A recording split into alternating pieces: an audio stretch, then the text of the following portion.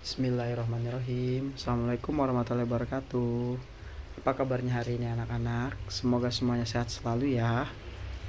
Pada pertemuan kali ini, ada yang tahu kita akan belajar apa? Iya, benar. Pada pertemuan kali ini kita akan belajar materi tentang kenampakan alam.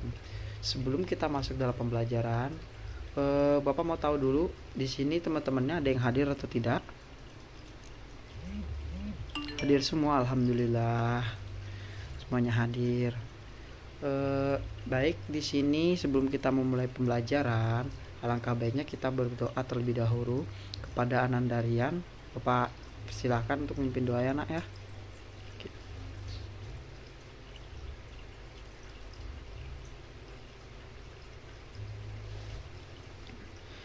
Alhamdulillah, terima kasih pada Anandarian yang sudah memimpin doa pada teman-temannya.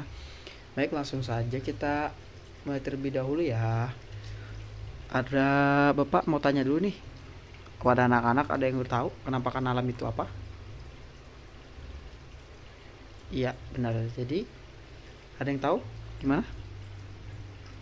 Baik, di sini Bapak akan jelaskan dulu ya kenampakan alam. Kenampakan alam itu adalah suatu hasil peristiwa alam yang terjadi di permukaan bumi atau yang tampak di permukaan bumi. Kenampakan alam ini ada dua ya teman. Ada bagi juga di dua golongan ya, daratan dan juga lautan. Sebelum itu kita akan bahas di daerah pelautan dulu. Ada yang tahu pantai? Ada yang mau ke pantai? Baik. Jadi yang pertama itu di kenampakan alam itu ada pantai. Apa sih pantai itu? Pantai itu adalah semua peristiwa yang ada di dalam lautan. Misalnya seperti bisa dijadikan juga sebagai media berwisata, menelayan sampai menemukan tambang. Banyak sekali penampakan alam yang seperti itu, yaitu peristiwa yang pertama penampakan alam itu ada pantai. Pantai itu biasanya digunakan juga untuk memancing, menambak, dan juga mencari uang. Biasanya mata pencarian itu melalui pantai, bisa juga melalui liburan kayak tempat pariwisata, itu semuanya berasal dari pantai. Nah, pantai ini adalah daratan yang berbatasan langsung dengan laut. Tanah yang di pantai ini biasanya berupa pasir, tetapi ada pula pantai yang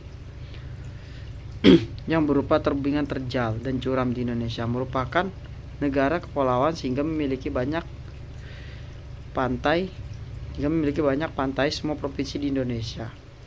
Jadi pantai ini bisa juga ditemukan di negara-negara lain ya teman-teman yang beriklim tropis. Tuh. Ada yang tahu nggak objek-objek yang di pantai itu ada apa aja? Yo, pertama itu bisa dijadikan sebagai objek wisata, tambak garam, perkebunan kelapa, pembikin bagi nelayan, pembudidayaan ikan-ikan di laut dan rumput laut, pelabuhan atau tempat berhentinya kapal. Baik, kita lanjut ke bagian daratan ya anak-anak. Di daratan itu yang pertama ada dua, dataran tinggi dan juga dataran rendah. Ada yang tahu dataran tinggi dataran rendah itu apa aja? Tidak ada yang tahu ya. Baik, di sini Bapak akan nerangkan dulu ya.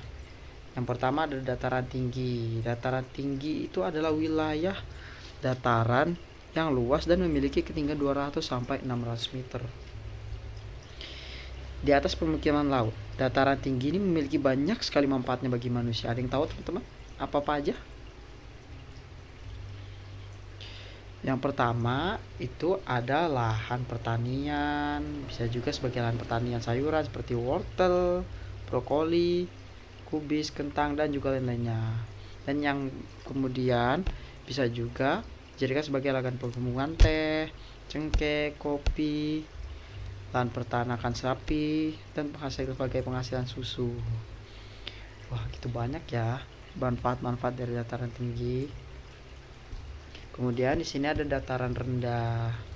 Dataran rendah itu adalah dataran yang luas dan memiliki 0 sampai 200 meter di atas permukaan laut. Pada dataran rendah biasanya ditunjukkan juga dengan warna yang hijau. Di dalam peta ditunjukkan dia berwarna hijau. Nah, kalau warnanya hijau, kalau teman-teman lihat di peta itu ada zona hijau, berarti itu adalah dataran rendah.